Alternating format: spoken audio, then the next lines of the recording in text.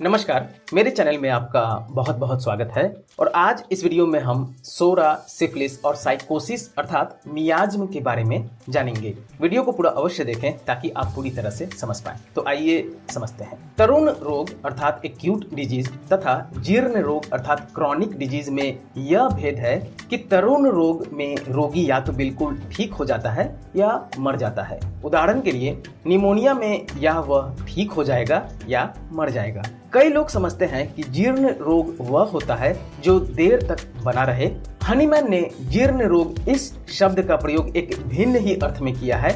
उनका कहना है कि जीर्ण रोगों के आधार में कुछ दूषित धातुगत विष अर्थात कॉन्स्टिट्यूशनल मियाज्म होते हैं, जिसे उन्होंने सोरा, सिफिलिस, साइकोसिस इन तीन भागों में बांटा है। एलोपैथी में कहा जाता है कि जीर्ण रोग ठीक नहीं हो सकते, उनके लिए कुछ सामयिक उपाय ही किए जा सकते हैं। परंतु हनीमैन का कथन है कि अगर उक्त विषों को शरीर में से औषधि द्वारा निकाल दिया जाए तो जीर्ण रोग भी पूरी तरह से समाप्त हो जाता है। हनीमैन की विचारधारा की यह अपनी ही देन है कि जीर्ण रोगों की जड़ में तीन प्रकार के दोषों में से कोई एक दोष काम कर रहा होता है। वे दोष हैं सोरा, सिफिलिस या साइकोसिस। अंग्रेजी डिक्शनरी में सोरा का अर्थ है त्वचा का रोग, यह लिखा गया है, परंतु हनीमैन की परिभाषा में यह सिर्फ त्वचा का रोग नहीं है। हनीमैन का कहना है कि मानव देह के समस्त रोगों की शुरुआत सोरा से ही होती है। सोरा ना हो तो किसी प्रकार का रोग नहीं आ सकता। सोरा दोष ही सिफिलिस तथा साइकोसिस का कारण है। मानव में तरुण रोग के प्रति संवेदनशीलता भी सोरा दोष के कारण ही है। मानव के सब रोगों का आधार सोरा दोष होता है। सोरा दोष है तब दूसरी बीमारियां आ घेरती है। सोरा सिफिलिस का कारण है, सोरा ही साइकोसिस का कारण है। इस प्रकार ये तीनों ही जीर्ण अर्थात क्रॉनिक तथा तरुण अर्थात एक्यूट रोगों का कारण है। सोरा का अर्थ खुजली या खाज नहीं है। हनीमैन का सोरा बहुत गहरी खुजली का, मानसिक खुजली का सूचक है। मनुष्य का मन यदि स्वच्छ तथा निर्मल रहे तो उसे किसी प्रकार की चिंता नहीं रहती। हमारी इच्छाएं, हमारी चिंताएं, हमारी ईर्ष्या, प्रीति का अभाव, अशांति, दूसरे को हानि पहुंचाना, ये सब बीमारी की उत्पात की जड़ है। सोरा पहले मानसिक खाज बनकर आता है। यह सोरा का अदृश्य मूर्ति है। सबसे पहले सोरा मन में प्रकट होता है। मन की अशांति, मन में दुर्भावना, मन में कुचेष्टा, मन में दूसरों को नुकसान पहुंचाना, ये सब सोरा है। जब मन में यह अंकुर पैदा हो गया तब वह आगे पनपता है और खुजली का रूप धारण करता है। सोरा अपने विस्तृत अर्थों में वह मानसिक अवस्था है जो मन में एक प्रकार की खुजली बनाए रखती है। जीवनी शक्ति में अगर राग द्वेष ना हो, लोभ लालच ना हो, जीवनी शक्ति का प्रवाह फिर शांतिपूर्वक चलता रहता है। उनमें ये सब आ जाए तो मनुष्य बेचैन हो जाता है। यह बेचैनी शरीर के खुजलाने के समान है। यह मन की खुजलाहट है। होम्योपैथी में मानसिक लक्षणों को सब लक्षणों से प्रधान माना गया है। यह इसलिए क्योंकि मन से ही सब रोगों का उदय है। हनीमैन 12 वर्षों तक अपने रोगियों के लक्षणों का लिखित संग्रह करते रहे। जो रोगी किसी जीर्ण रोग की शिकायत लेकर आते थे वे उनका, उनके माँ बाप का, यहाँ तक कि उनके वंश तक पहुँच सकते थे, जहाँ तक की हिस्ट्री लेते थे। इतना संग्रह करने पर वह इस परिणाम पर पहुंचे कि इन सब रोगों के भीतर आधारभूत दोष सोरा था। अब तक मिर्गी, पागलपन, बहुमूत्र, कैंसर, एक्जिमा आदि रोगों को उनके अलग अलग लक्षणों के अनुसार भिन्न भिन्न नाम दिया जाता था, परंतु हनीमैन ने अपने अनुभव से ये पाया कि जिसको मिर्गी है उसकी मिर्गी मिर्गी के अन्य रोगियों से कुछ भिन्न प्रकार की है। जिसे पागलपन है उसका पागलपन अन्य रोगियों से भिन्न प्रकार का है। हनीमैन ने सोचा कि अगर मिर्गी और पागलपन तथा एक्जिमा आदि अन्य बीमारियां अपने आप में भिन्न भिन्न बीमारियां हैं तो उनका रूप व्यक्ति व्यक्ति में भिन्न भिन्न क्यों है। फिर उन्होंने देखा कि नक्स वोमिका तथा इग्नेशिया जो स्वल्पकालिक अर्थात शॉर्ट एक्टिंग औषधियां हैं, उनसे रोग के कुछ लक्षण दूर हो जाते हैं, कुछ समय तक दूर होकर फिर उभर आते हैं। इस सब का क्या कारण है?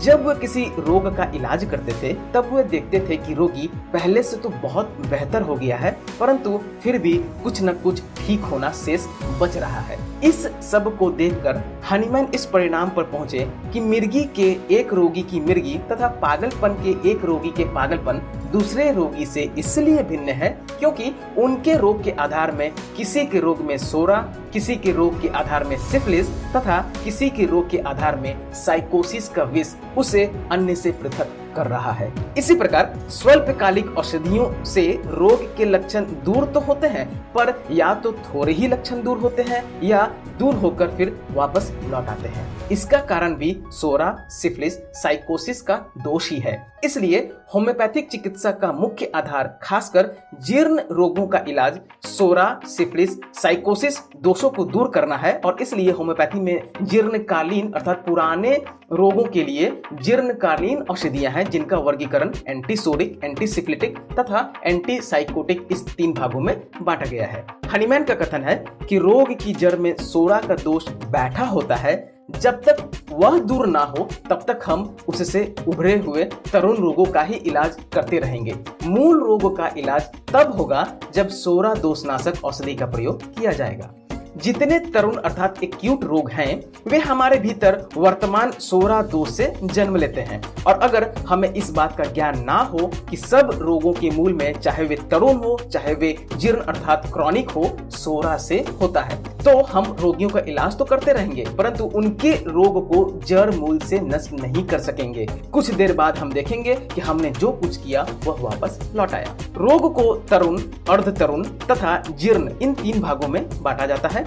तरुण रोग वे हैं जो वेग से आते हैं, रोगी की जान तक ले डालते हैं, वह मर जाता है, या धीमे से आते हैं और रोगी कुछ दिन बाद स्वयं ठीक हो जाता है। अगर रोग 6 सप्ताह से ज्यादा देर तक चलता रहे तो उसे अर्ध तरुण कहा जाता है।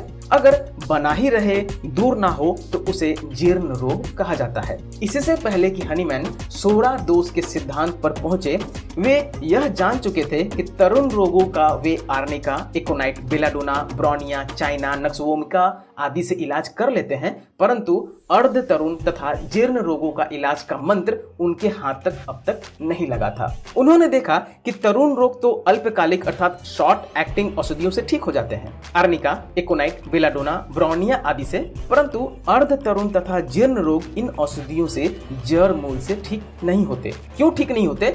इसका कारण ढूंढते ढूंढते वे इस परिणाम पर पहुंचे कि अर्ध तरुण तथा जीर्ण रोगों की जड़ में कोई और रोग बैठा होता है जिसे उन्होंने सोरा नाम दिया। यह हो सकता है कि एक तरुण रोग जो ऐसा हो जो सिर्फ तरुण रोग ही हो, बिल्कुल सामयिक हो, उसके लिए अल्पकालिक औषधियां काम दे जाएंगी, परंतु एक तरुण रोग ऐसा होता है जो ठीक होता होता फिर उभर आए। बच्चों को जुकाम होता है, वह कुछ दिन में ठीक हो जाता है, यह तरुण रोग है। कईयों का जुकाम बना ही रहता है, ठीक हो जाता है और फिर दोबारा हो जाता है। जरा से ठंड लगी कि सर्दी जुकाम हो गया, यह कहने को तरुण रोग है, परंतु इसकी जड़ में सोरा दोष है। हनीमैन की इस सब विचार प्रक्रिया का परिणाम यह निकला कि जो शुद्ध तरुण रोग है वह शुरू से ही तरुण है, जो जीर्ण रोग है वह शुरू से ही जीर्ण है, भले ही वर्तमान में वह तरुण के रूप में प्रकट हुआ हो। ऐसी हालत में इसका अल्पकालिक औषधियों से इलाज ना होकर दीर्घकालिक औषधियों से इलाज किया जाए, वो पूरी तरह से ठीक हो सकता है। अल्पकालिक औषधियां हैं आर्निका, एकोनाइट, बेलाडोना आदि। दीर्घकालिक औषधियां हैं सल्फर, फास्फोरस, लाइकोपोडियम, साइलेसिया आदि। सोरा का एक रूप तो मानव समाज में जन्म जन्मांतर से चला आ रहा है, वह है मन की खुजली, जिसका वर्णन हमने किया।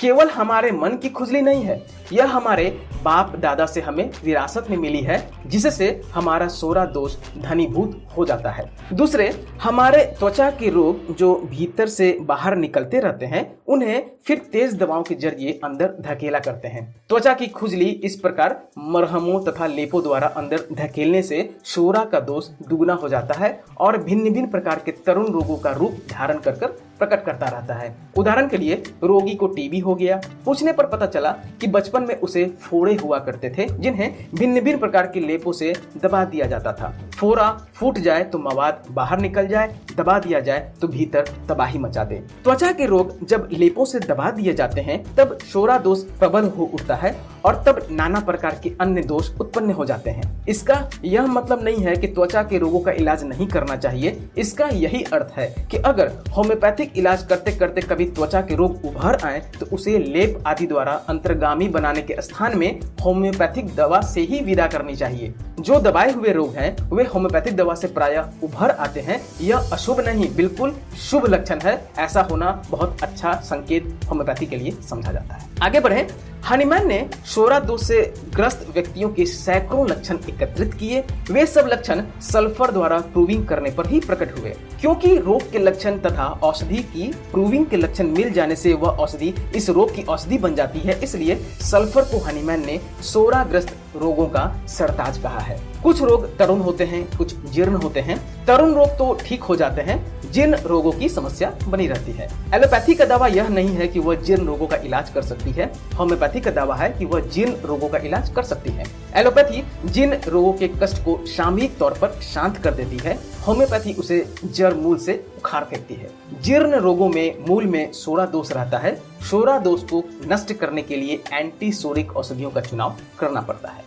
हनीमैन ने अपनी पुस्तक क्रॉनिक डिजीजेज में लिखा है कि अगर जीर्ण रोग में दी गई औषधि ठीक है तो एंटीशोरिक औषधि की उच्च शक्ति की एक ही मात्रा का प्रभाव हफ्तों तक चल सकता है। दोहराने की जरूरत नहीं पड़ती। हो सकता है बीच बीच में 8वें 10वें दिन घंटा आध घंटा के लिए रोग वृद्धि हो सकती है, रोग वृद्धि होती दिख सकती है, परंतु एंटीशोरिक औषधि का पूर्ण प्रभाव 24वें या 30वें दिन प्रकट होगा। इसलिए बीच में अन्य औषधि को दोहराना ठीक नहीं है। इसका यह अभिप्राय भी नहीं है कि एंटीशोरिक अर्थात दीर्घकालिक औषधि को दोहराया नहीं जा सकता। वे लिखते हैं कि तरुण अर्थात एक्यूट रोगों में बेलाडोना आदि स्वल्पकालिक औषधियां की तरह सीपिया, सल्फर, आर्सेनिक आदि एंटीशोरिक अर्थात दीर्घकालिक औषधियों का प्रभाव भी शीघ्र ही समाप्त हो जाता है। इसलिए यह समझ लेना चाहिए कि जितना ही रोग तरुणावस्था का होगा उतनी ही औषधि का प्रभाव तत्काल तथा स्वल्पकालिक होगा और इसलिए उसे दोहराने की आवश्यकता रहेगी। जितना ही रोग जीर्णावस्था अर्थात पुराना होगा उतना ही औषधि का प्रभाव देर में तथा देर तक रहेगा और इसलिए दोहराने की आवश्यकता नहीं होगी। वीडियो लंबा हो गया है, इसलिए अगले वीडियो में हम सिफिलिस के बारे में समझेंगे। आशा है आपको यह वीडियो पसंद आई होगी। हमसे जुड़े रहने के लिए चैनल को सब्सक्राइब अवश्य करें और वीडियो को शेयर करना ना भूलें ताकि दूसरे भी इससे लाभ प्राप्त कर सकें। अगर वीडियो देखने के बाद भी समझने में परेशानी आ रही हो या आप ट्रीटमेंट करवाना चाहते हैं या आप अपने एड्रेस पर दवा मंगवाना चाहते हैं तो मेरे व्हाट्सएप नंबर 9006242658 पर भी हमसे आप संपर्क कर सकते हैं। दवा आपको किसी भी होम्योपैथिक शॉप पर मिल जाएगा। याद रखें, 2 दवा लेने के बीच हमेशा 10 से 15 मिनट का गैप दें। खाना खाने के आधे घंटे पहले या आधे घंटे बाद ही दवा लें। कच्चा प्याज और खट्टी चीज़ों का सेवन ना करें। WSI, रिक्वेग, SBL, एडेल किसी भी कंपनी का दवा आप ले सकते हैं, सभी अच्छी हैं। धन्यवाद।